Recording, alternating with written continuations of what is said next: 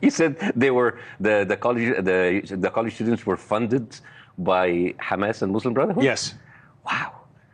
How do you know what does that mean to me? Because like in Egypt, it makes sense that America can infiltrate Egypt and it like fund people inside. But when you tell me like Hamas is funding people inside America, this is like the Amish hacking NASA.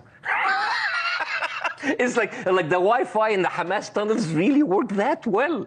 How does this work here? I mean, and how people, it's like so easy to accuse people of being funded, but is there any evidence of this? Has like the CIA, the Treasury, has the NSA actually had like reports about that? Is that you have petrodollars finding their ways, and when I say petrodollars, I mean oil-producing states, whether like it's what? Like who? Saudi. Our ally? Well, our ally is are they, or is it a convenient relationship? But it doesn't make sense. Where you're being friends with a snake.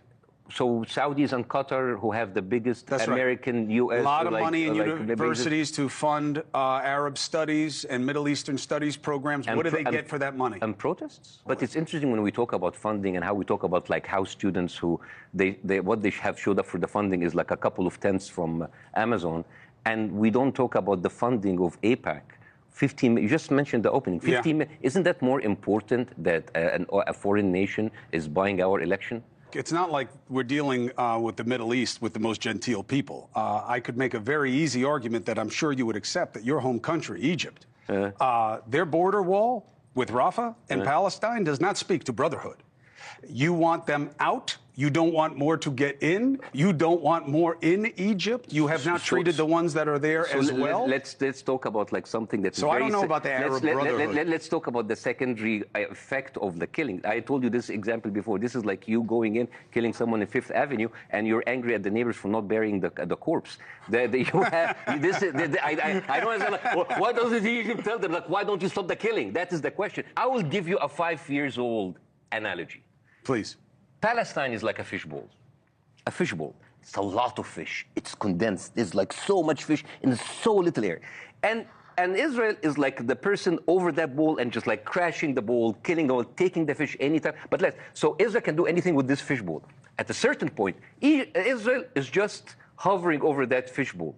And then at one moment, a fish crazy enough, suicidal enough, will jump from the bowl through the air, bite the pinky of Israel. And Israel like, oh my God, that bitch bit my pinky. My hand was not even in the bowl. And then they go in and they destroy the bowl. Because we talk about hostages, but we never talk about Palestinian hostages. There are like before October 7th, 5,000 Palestinian hostages in the prison of Israel. Now there's 12,000. Every single day, Israel can go in any house, take the house, burn the land, burn the olive oil, take the people, put them in. Isn't that hostage? That is a hostage situation that's been going on for years. Why do you think the number came down from 1,400 to 1,129?